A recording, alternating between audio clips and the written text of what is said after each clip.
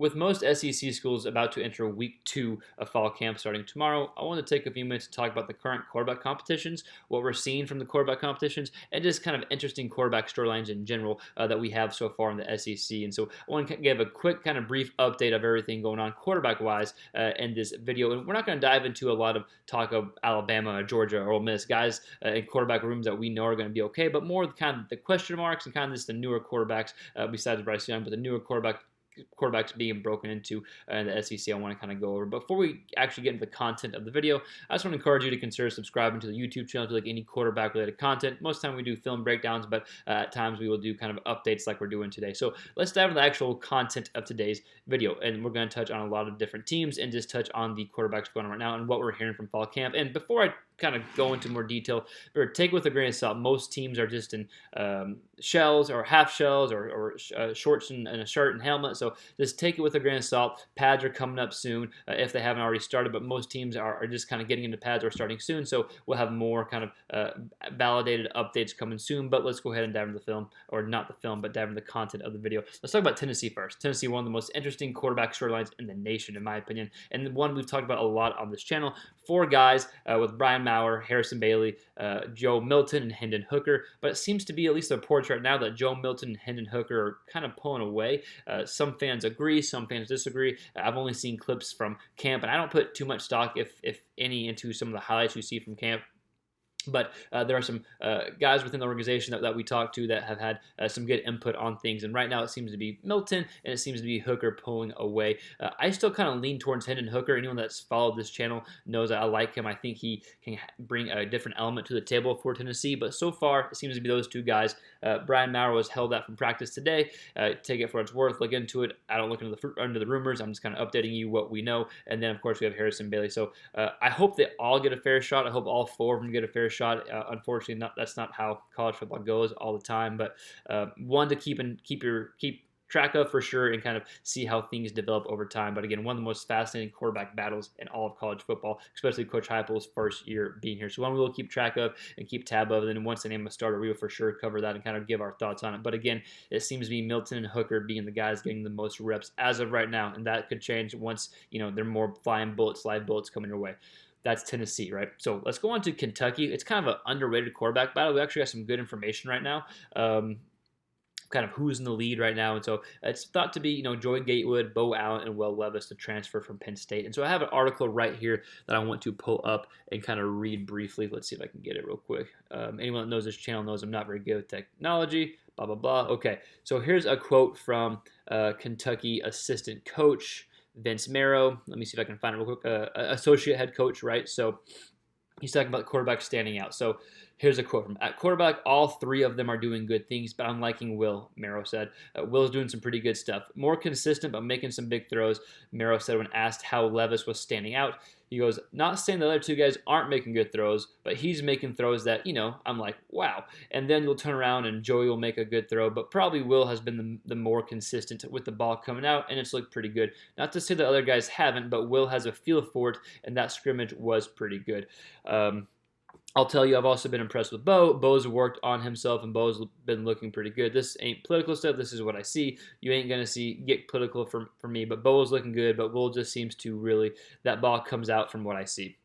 So kind of takeaway there is Will Levis seems to be kind of separating from the others. And again, once we get in more fall camp and more scrimmages, I think we'll have a better feel. But he seems to be the guy who is the favorite right now. He's probably the favorite once he transferred in.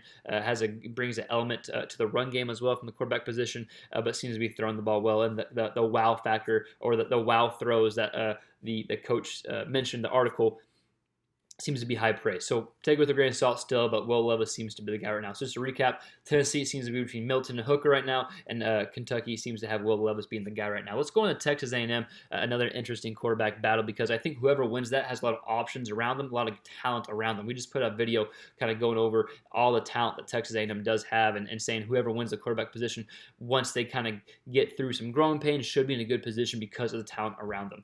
So real briefly, what we're hearing from camp is as of now, they are alternating. Haynes King and Zach Calzada are alternating days of the one. So day one, King takes it. Day two, Calzada takes it, and back and forth, back and forth. So as of now, last time I've checked, they are still alternating days. So that could change pretty soon because at some point, the guy with the lead, you want to give him more exposure. But I could see this battle kind of taking,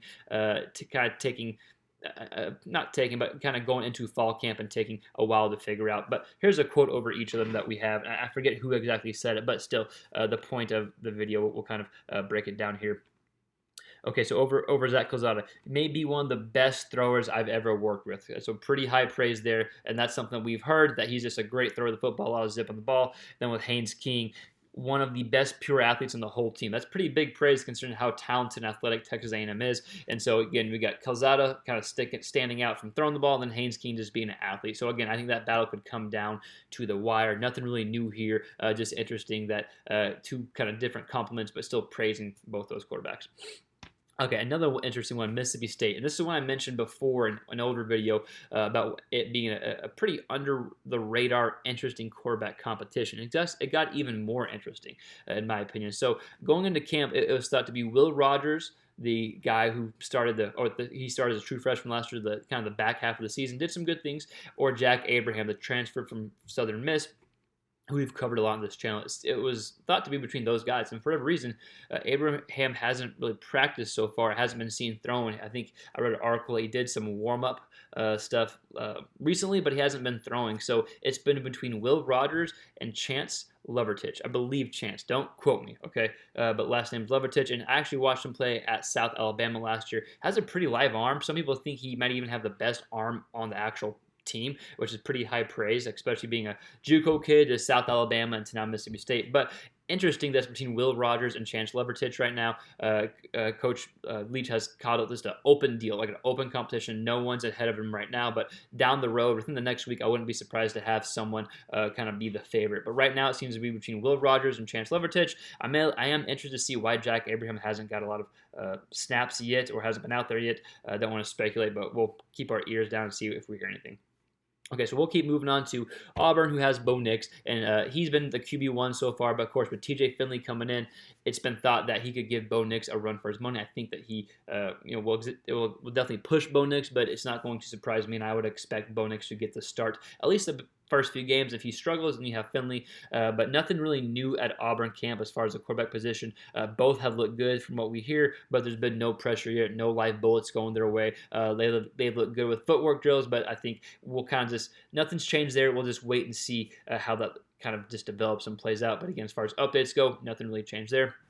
South Carolina, nothing really new there. Doty has been taking snaps with the ones, and he was said to be the starter. And then you have the transfer from St. Francis, Jason Brown, going with the twos right now. Nothing new there. The last one I want to talk about is LSU with Max Johnson now being the guy the competition isn't what it was. You have Max Johnson moving forward, but as far as how he looked, he's supposedly looked good at camp. They've been putting in some more RPO schemes and RPO plays, which was their staple in 2019. So that is a positive, and I think that's something that Max Johnson can run very well, those RPO schemes. So again, that's kind of the update on the quarterbacks at fall camp. Didn't talk about every team, but if you want us to do an update on one of your teams, please let us know, and we'll try to get some information. Let us know in the comments below what's the most interesting kind of quarterback storyline in the SEC right now. Let us know in the comments below. We'll try to do this again next week just to give a quick SEC quarterback fall camp update. But again, let us know in the comments below who you think has the most interesting quarterback room, quarterback competition, storyline, whatever it may be. Let us know. We'll see you next time on the next quarterback related video.